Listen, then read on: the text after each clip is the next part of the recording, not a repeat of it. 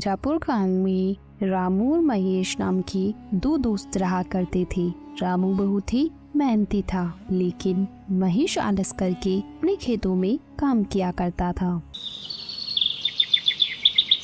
अरे वाह रामू, मैंने सुना है इस साल तुम्हारी बहुत ही अच्छी फसल हुई है। हाँ काका, इस बार मेरी बहुत अच्छी फसल हुई है। फसल बेचने पर मुझे बहुत अच्छा मुनाफा होगा। बेटा, तुम्हारे खेत में कुल कितनी बोरी फसल हुई है? काका, 5 एकड़ जमीन पर कुल 150 बोरी हुई है। ठीक है काका, चलो अब मैं चलता हूँ, मुझे आज अनाज को बेचने के लिए जाना है। ऐसा कहकर रामू वहाँ से चला जाता है। तभी थोड़ी देर बाद महेश भी वहाँ से अपने खेतों की ओर जा रहा था। अरे महेश बेटा, कहाँ जा रहे हो? काका, खेत में फसल की बोरियां आज सुबह जल्दी जाकर मैंने भर दी थी, अब उन्हीं को लेने जा रहा हूँ। महेश बेटा, तुम्हारे पास भी 5 एकड़ जमीन है ना? तो तुम्हारे खेत में इस बार कितनी फसल की बोरियां हुई है? हाँ काका, मेरे पास 5 एकड़ जमीन है और मेरी जमीन पर इस बार 1 एकड़ में 20 बोरियां हुई हैं, तो 5 एकड़ की 100 बोरियां हुई है। क्यों महेश बेटा, तुम्हारे खेत में 100 बोरी की फसल ही क्यों हुई है? तुम्हें पता है तुम्हारा दोस्त जो रामू है, उसके पास भी 5 एकड़ जमीन है। उसकी जमीन पर 150 बोरियों का अनाज हुआ है, जबकि जहां तुम दोनों के खेत है उधर के इलाके की जमीन तो एक जैसी ही है। क्या कहा? मेरे दोस्त रामू के खेत में इस बार 150 बोरियां की फसल हुई है, लेकिन उसने तो मुझे बताया ही नहीं। ठीक है काका, चलो मैं चलता हूँ।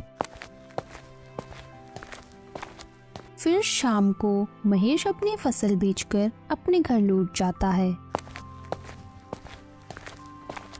घर पहुंचकर महेश फसल के बारे में सारी बात अपनी पत्नी को बताता है। मुझे पता है आपको 50 बोरियों का नुकसान क्यों हुआ है, क्योंकि आप अपने दोस्त रामू की तरह मेहनत नहीं करते, इसलिए आपको 50 बोरियों का नुकसान हुआ है। क्योंकि आपका जब मन होता है आप जब भी खेत जाते हो, और अगर ऐसा ही रहा तो कैसे चलेगा? अरे तू भाग्यवान, इसमें मेरी भी क्या गलती है? मुझसे जितना होता है मैं वो सब कर लेता हूँ। अब मुझे तुम ही बताओ, मैं इसके अलावा क्या करूँ? आज आप अपनी जमीन को बेच दो और रामू के पास वाली जमीन को खरीद लो। अगर रामू की जमीन 5 एकड़ है तो आप भी पूरी 5 एकड़ जमीन को खरीद लो, और रामू से कहो कि अब अपन दोनों पूरे 10 एकड़ जमीन पर साथ मिलकर काम करेंगे, और जो भी मुनाफा होगा दोनों बराबर बांट लेंगे। हाँ, तुम ये बात बिल्कुल सही कह रही हो।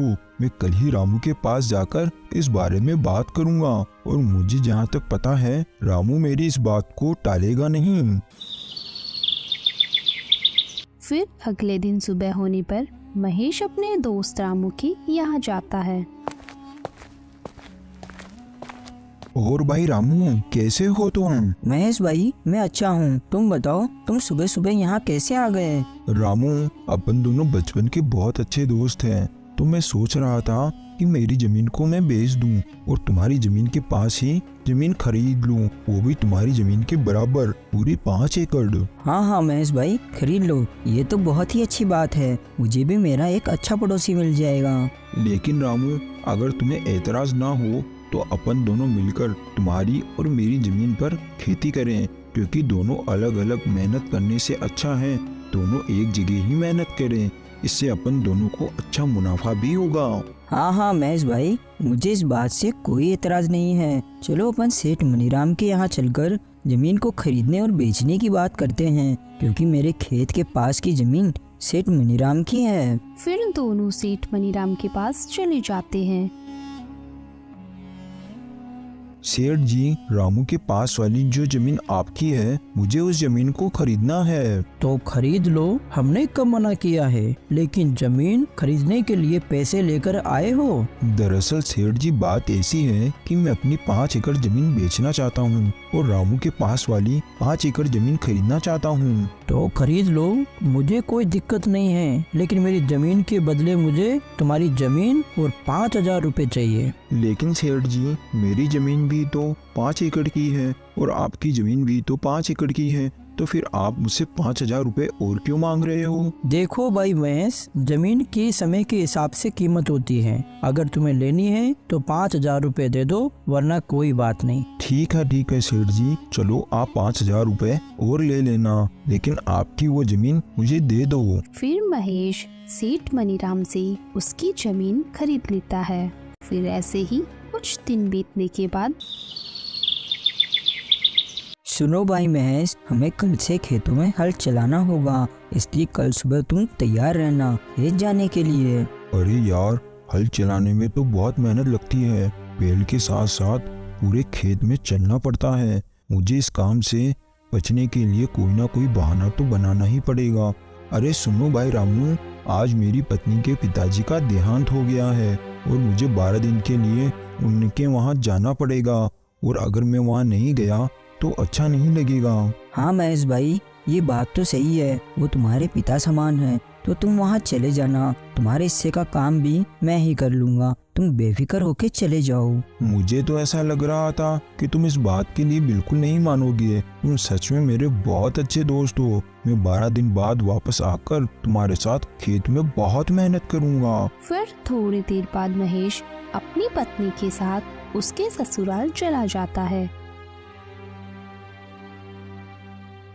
और इस बात से रामू बहुत परेशान हो जाता है। सुनो जी, आप इतने परेशान क्यों नजर आ रहे हो? क्या हुआ, क्या बात है? अरे कुछ नहीं, महेश अपनी पत्नी के साथ उसके मायके गया है और खेत में बहुत काम पड़ा है। अरे तो आप परेशान मत होइए, वो जब तक नहीं आते मैं आपके साथ खेत में काम करवा दूंगी। फिर अगले ही दिन से रामू अपनी पत्नी राके के साथ मिलकर खेतों में हल चलाने का काम शुरू कर देता है। फिर कुछ दिन बीतने के बाद रामू महेश के यहाँ जाता है। सुनो भाई महेश, बारिश के दिन चालू हो गए हैं और थोड़ी थोड़ी बारिश भी आने लगी है, तो मैं सोच रहा हूँ अपन दोनों मिलकर बारिश के पानी के जाने के लिए रास्ता बना दें। अगर अपन पानी के जाने के लिए रास्ता बना देंगे तो अपने खेत में बारिश का पानी एक जगह जमा नहीं होगा। अरे लेकिन रामू भाई, मुझे आज बहुत जरूरी काम है। अरे क्या हुआ महेश भाई, इस समय तुम्हें ऐसा कौन सा जरूरी काम आ गया? अरे हाँ, मैं तुम्हें बताना तो भूल ही गया था। मुझे तुम्हारी भाभी को लेकर शहर में डॉक्टर के यहाँ जाना है, क्योंकि 2-3 दिन से तुम्हारी भाभी की तबीयत बहुत खराब चल रही है। ठीक है महेश, तुम चले जाना, मैं यहाँ का सारा कामकाज देख लूँगा। फिर महेश अपने मन में सोचता है, अरे वाह, ये तो मेरी इतनी जल्दी ही बात मान गया। मेरे हिस्से का काम भी करने के लिए तैयार हो गया। दोनों मिलकर खेतीबाड़ी करेंगे। ये तरकीब मेरी बिल्कुल सही रही, नहीं तो मुझे अकेले ही खेत में इतना सारा काम करना पड़ता। क्या सोच रहे हो महेश भाई, तुम चिंता मत करो, मैंने कहा ना मैं यहाँ का सारा कामकाज देख लूँगा। तुम निश्चिंत होकर भाभी को डॉक्टर को दिखा लाओ। वही तो मैं सोच रहा हूँ कि सारे कामकाज तुम्हारे ऊपर छोड़कर शहर जाना मुझे बिल्कुल अच्छा नहीं लग रहा, मगर क्या करूँ, जाना तो पड़ेगा ही। फिर महेश अपनी पत्नी को लेकर शहर चला जाता है, और दूसरी ओर रामू बारिश में भीगता हुआ अपने खेत में बारिश के पानी को जाने के लिए रास्ता बनाने लगता है। फिर रात होने पर सुनो जी, मुझे ऐसा लगता है जब अपने खेत में कोई काम नहीं होता तो आपका दोस्त महेश घर पर ही रहता है, और जैसे ही आपको खेत में कोई काम होता है वो कोई ना कोई बहाना बना लेता है। मेरा शक बिल्कुल सही है, वो जानबूझकर बहाने बनाता है और शहर चला जाता है। ये तुम क्या बोल रही हो? तुम ऐसा बोलकर मेरे और मेरे दोस्त के बीच झगड़ा करवाना चाहती हो? वो मेरा बचपन का दोस्त है, वो मुझे कभी धोखा नहीं दे सकता। आपको मेरी बातों पर बिल्कुल भी विश्वास नहीं है ना? देख लेना, कुछ ही दिनों में आपको सच का पता चल ही जाएगा। फिर ऐसे ही कुछ दिन बीतने के बाद फसल तैयार हो जाती है। महेश भाई, चलो आज हमें फसल की कटाई करनी है, क्योंकि आज शाम को ही मुझे मेरी पत्नी के साथ शाली की शादी में जाना है, और आज फसल को नहीं काटा तो कल से फसल खराब होना शुरू हो जाएगी। हाँ रामू भाई, चलो आज अपन फसल को काट कर बोरियों में भर लेंगे। फिर वो दोनों खेत में चले जाते हैं और पूरी फसल को काटकर बोरियों में भर लेते हैं। ठीक है महेश भाई, अब अपन ने सारी फसल की बोरियां तो भर ली और अब शाम भी हो रही है, तो मैं शाली की शादी में जाने के लिए निकल रहा हूँ। तुम इन अनाज की बोरियों को बैलगाड़ी में भरकर अपने घर ले जाना। जब मैं कल आऊँगा तो अपन इस अनाज को मंडी में बेच आएंगे।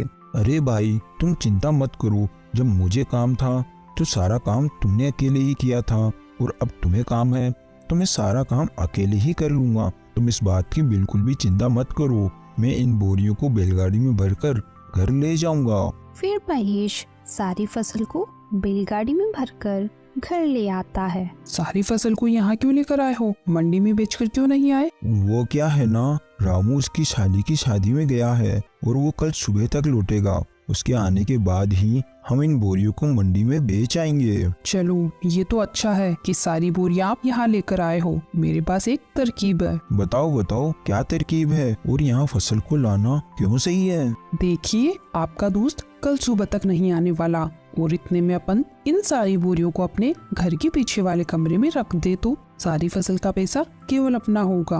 हाँ ये बात तो तुम बिल्कुल सही कह रही हो, लेकिन अपन रामू को क्या बोलेंगे कि सारी फसल कहाँ गई? अरे इस बात की आप चिंता मत करो। कल सुबह जब आपका दोस्त फसल लेने के लिए आएगा तो बोल देना कि सारी बोरियां घर के बाहर ही रखी थी और पता नहीं यहाँ से कौन चुरा कर ले गया। बस इतना ही बोल देना। इसमें आपका दोस्त क्या ही कर पाएगा, वो कुछ नहीं बोलेगा। अरे वाह भाग्यवान, तुम कितनी अक्लमंद हो, तुम्हारा कितना दिमाग चलता है। मैं तो केवल खेत में काम करने से ही बच रहा था और तुमने तो सारी फसल को ही अपना बना लिया। वाह भाग्यवान वाह। आप इस काम में बिल्कुल भी देरी मत कीजिए। आप सारी बोरियों को बैलगाड़ी से उतारकर घर के बाहर ही रख दीजिए, ताकि गांव वाले भी देख सके कि बोरियां आपने घर के बाहर रखी है। फिर रात होने पर अपन दोनों मिलकर बोरियों को छुपा देंगे। फिर रात होने पर दोनों पति पत्नी मिलकर सारी बोरियों को घर के पीछे वाले कमरे में छुपा देते हैं। फिर अगले दिन सुबह होने पर